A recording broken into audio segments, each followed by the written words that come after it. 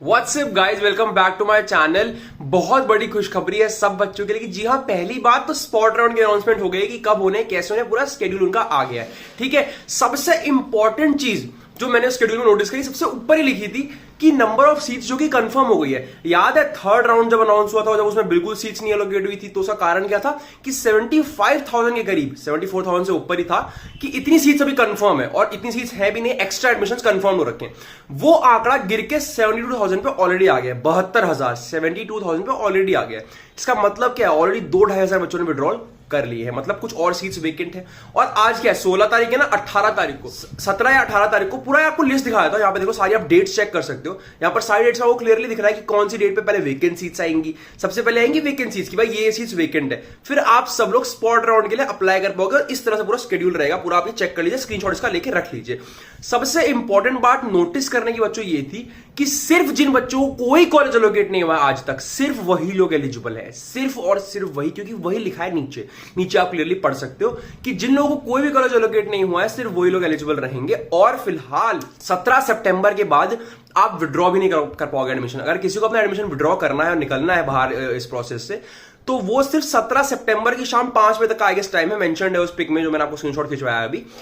तो तभी तक आप विड्रॉ कर सकते हो। उसके बाद आपका पोर्टल फ्रीज कर दिया जाएगा, किसी को भी विड्रॉ अलाउ नहीं किया जाएगा, बिकॉज उसके बाद वैकेंसीज की लिस्ट आ जाएगी। तो वैकेंसीज का डेटा खराब ना हो जाए आपके चले जाने की वजह से, इसलिए उसके बाद फोरफीचर हो जाएगा पूरे डैशबोर्ड का। तो अगर विड्रॉ करना है तो अगले 1-2 दिन में करना पड़ेगा, 17 तारीख तक करना पड़ेगा, है ना।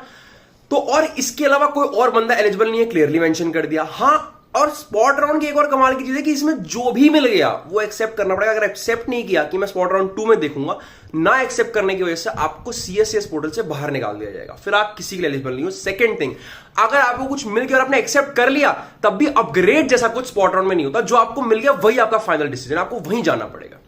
तो स्पॉट राउंड एक बहुत ही मतलब तिगड़म वाली चीज होती है कि जो मिल गया वही लेना पड़ेगा, अपग्रेड नहीं होता है। अगर जो मिला वो नहीं लिया कि अगले राउंड में ले लूंगा, तो आप पूरे प्रोसेस से बाहर हो जाओगे।